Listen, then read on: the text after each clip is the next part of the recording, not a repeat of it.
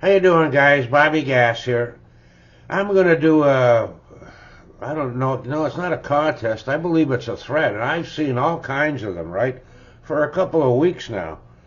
Not just the VC friends, but people all over the VC doing this thread. And this is your 10 most listened to records. Now I'm gonna do the 10 records that I've listened to the most in my life. I'm in my 70s and I've been listening to music since the 50s. So I've listened, and I'm a music hound, so I've listened to an awful lot of music. Of course, this list, you can throw the odd, one in or two in, the most you ever listen to, your favorites, those things kind of change, don't they, eh? Well, here we go. Let's go, right? Now, here they are here. Now, when I was a kid, like I said, I was a music hound, right? So was my kid brother, too. And my old man, he had records and music in the house, but he was a country guy, so we were listening to country and western music as kids, the records he had in the house. The early guys, Hank Williams, George Jones, Johnny Cash, that kind of stuff. The good old country. Anyhow, when we started, listening to AM radio, we started buying records and bringing them into the house to play and stuff like that. My old man didn't like our music. Although we did like Elvis Presley. One time I asked Pop, I says, Dad, how come, you don't like rock and roll, but you like Elvis Presley? Pop just looked at me and goes, Elvis can sing. Okay, Dad. Anyhow, what I listened to, and my kid brother and most of us back in them days, what I listened to most before I become a teenager, and even in my first couple of years, I listened to this album right here, James Brown, live at the Apollo Theater. I used to go down in the basement and on a little portable record player, one of them suitcase jobs, I used to play with the James Brown 45s as loud as they could, and it was a linoleum floor there. I'd be wearing socks, because practicing my James Brown dancing and my spins and the splits and practicing them like that. Eh? My old man, I remember one time he come down, and all of a sudden the door to the room where the music was playing and all of that got slammed open. My old man screamed, "Turn that fucking nigger noise down!" He wasn't a racist. He had black friends, eh? But Pop, that was Pop for you, eh? If he didn't like something, he got awful nasty about it. Yeah, James Brown, man. I told the story about James. That's on a Regency, eh? The Regency was Canadian. Next up here, now I probably listened to this one the most as an adult, and this is my favorite album of all time. It also has my favorite rock song of all time, what I think is the greatest rock tune of all, that's ever been around, right since the 50s and everything, right? To me, Voodoo Child, Slight Return, not the long one, the 5-minute one I'm talking about. Voodoo Child, Slight Return from Jimi Hendrix's Electric Ladyland. What an artist, man. What a guitar player. I seen Band of Gypsies. I didn't see the Experience, but I did see Band of Gypsies. And oh boy, Buddy Miles, the drum kit he had, I never seen one that large. Now this is a long time ago. I'm sure guys got bigger kits later on. But I never seen anything like it. He must have had 300 drums and cymbals. quite a few of them anyhow. Maybe not that many. Close though. Really.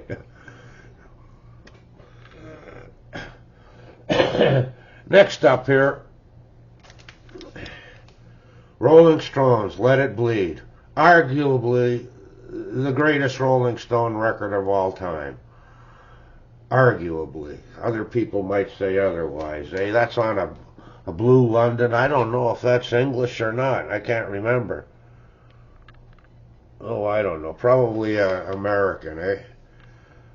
No, that is American, I'm pretty sure.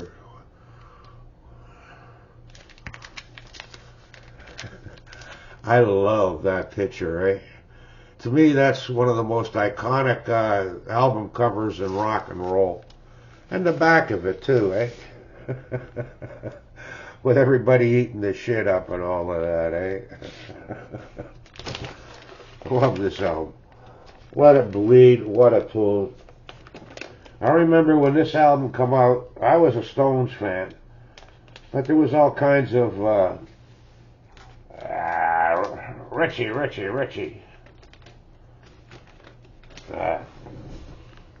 Later, I'll do this later. I'll put it back later. Yeah, when that album come out in '69, I carried it around under my arm. Everywhere I went. In them days, everybody had a record player, a stereo, right? And I carried that record around under my arm. This is the, the hippie days, my drug days. And, I wasn't working. And everywhere I went, I would be playing it. And I'd be saying, the Stones are back, the Stones are back. Here, play this, right?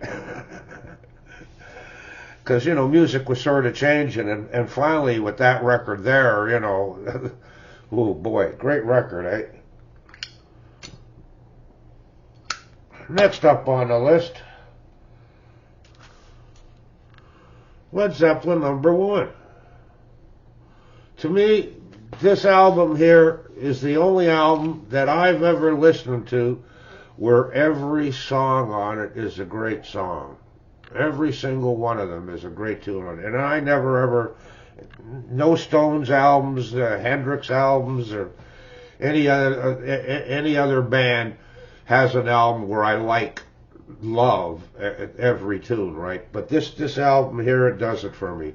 I mean, it was blues rock, when it come out. I'm a blues guy and a rock guy. When this come out, holy shit.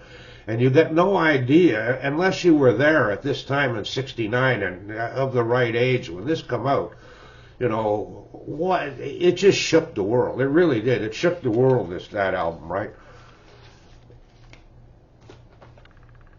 Because it was different. It wasn't, when the Beatles come out, yeah, sure, they shook the world. Or when the Twists come out, sure, yeah, that shook the world. But not quite like what this did.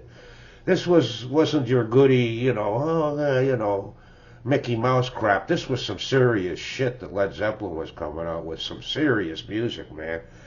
It wasn't this poppy stuff, right? This was serious stuff, man, for us real musicians. And this one here I listened to, I wore out this album. This album was given to me by Jeff because I was looking for it for years. I had an original that was bought for me as a birthday present because it's a double album, Howlin' Wolf. And, I love the blues. I seen the Wolf. He actually sat with me. We talked blues. He sat with me before, his band was warming up the crowd, And I'm going to tell you something, out of all live performances I've seen, this guy here, he really, oh boy. Out of all the blues guys I seen, and I seen Muddy, and, I seen, all the Kings, and, I seen, 40 or 50 of the really, really good ones, the name guys, right? Well, a lot of them you wouldn't know, actually, right? And the Wolf, he's my favorite. I love the Wolf. I listen to that an awful lot, eh? Oh, look at that. There's Jeff's little note on it, eh? Bobby, really hoping this is the one. Enjoy. Yeah, I was whining about never being able to find this double album, and Jeff sent that to me, hoping that was the one I was looking for, and it was. Next up here, I remember when I seen these guys in 1971 at a Beggar's Banquet concert, right? They give me goosebumps, and the hair on my arms and the back of my neck was standing up. And the reason was, it was right at dusk, and the band was on the east side. It was an outdoor stadium. The band was on the east side of the stadium, the stage, and that was the dark area. And the west, the sun was already down, and you had that orange glow, just a little bit of orange glow in the far west, just not a whole bunch of the sky, just a little bit, and all of a sudden this bell comes on. It gave me goosebumps. And this is a comp album, right? Black Sabbath, We Sold Our Souls for Rock and Roll, and it's got all of the early stuff. My favorite Black Sabbath period, the Ozzy period. I love the early stuff, right? It's got, I'll read some of them for you. They're all the classics, right? Black Sabbath, The Wizard, Paranoid, War Pigs, Iron Man, Warring, Fairies Wear Boots, Changes, Sweet Leaf, Children of the Grave, Sabbath, Bloody Sabbath, Laguna, Snowblind, N.I.B.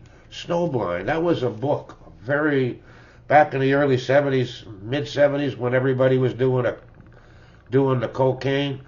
A book come out called Snowblind about cocaine, right? It was, a period book. It was sort of interesting. A buddy of mine that I used to do a lot of coke with give it to me. Anyhow, great album.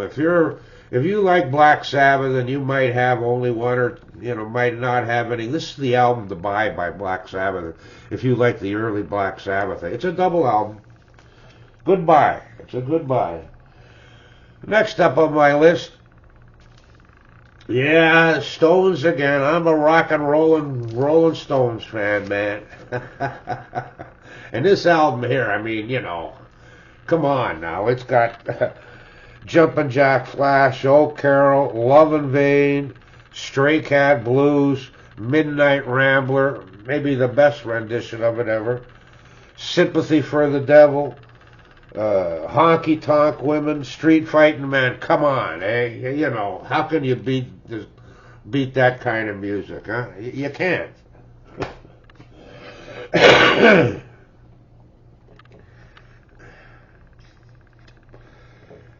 And, back in the day, you'd put an album on and you'd vegetate to it. You'd be high, right? You just vegetate to it, right? And this was an album I used to vegetate to a lot. Pink Floyd's Metal. This is the album that really, really turned me on to them really, really liking it, On the Harvest label, it's got Echoes on it, some other stuff. I gotta tell you one thing about Pink Floyd, though. Have you ever seen them early? They put on the best light shows by far, and I mean by far. Their light shows were just absolutely fantastic. Later on, things got with the technical stuff and the science involved, it got a little crazy with the explosions and everything else like that. Yeah. Pink Floyd, I suppose up to, I don't know, they kind of lost me after, I don't know, around Dark Side of the Moon, or, no, The Wall, after The Wall. I don't think I have any albums after that, maybe one or two. Next up on the list here is a band I seen in 1970 do at a burlesque theater, Spirit. And I just love these guys. Randy California, to me, surprised the shit out of me how good of a guitar player he was. And early Spirit, the two albums, 2 or 3 albums I just love. And, Spirit, this is a great album. I mean, Nature's Way, some of these songs, Animal Zoo, Nature's Way, Soldier, Life Has Just Begun, Prelude, Nothing to Hide. This has got some great music on it. Love this band, Spirit. And I listen to them a lot. Next up on the list here is Van Morrison, Astral Weeks. Now, this is a Canadian first press. What did I pay for this? $30, eh? This is my favorite Van Morrison album. You know, Astral Weeks. Incredible tune on it, right?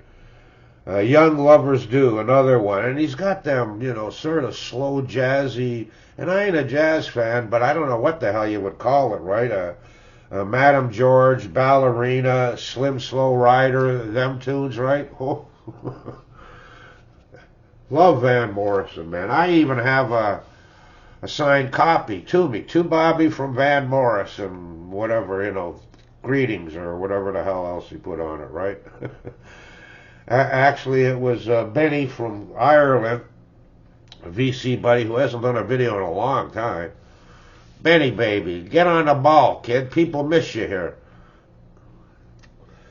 Anyhow, he knew Van was going out on a tour. This is 2 years ago, I guess, and one of the guys in his band, the bass player, Benny knew him. The guy lived around near Benny, and anyhow, Benny asked the guy, give the guy 2 Van Morrison albums to sign for me. Van signed one, but he wouldn't sign, I think it was a Warner Brothers album. And he wouldn't sign that because he don't like the company, right? Well, you know, record companies, they screw over artists, eh? And Van's got a long memory. Let's put it to you that way. He's kind of nasty, eh?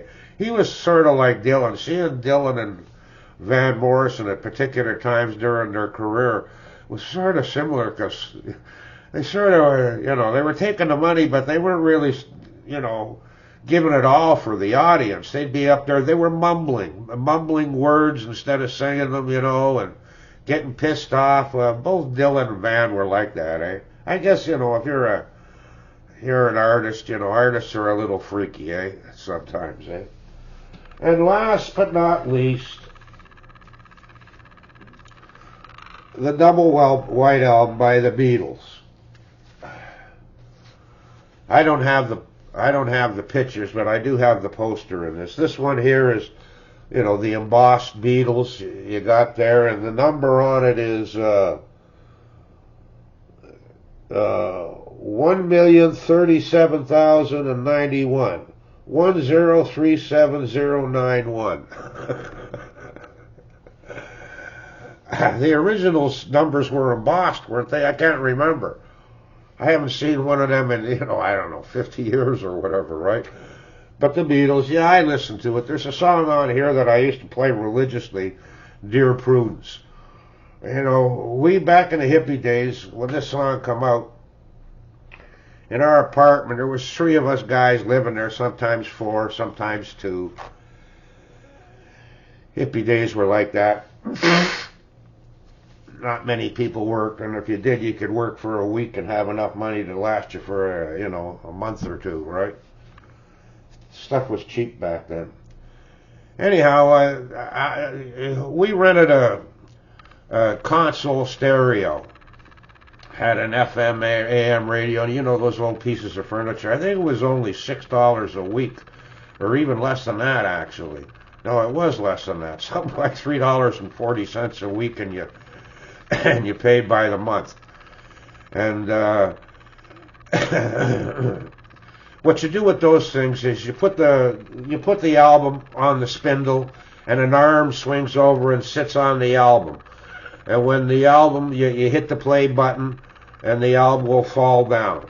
But if you leave the arm open instead of closing the arm, the arm on the record player will come back halfway, 3/4 way after the record's over and replay it.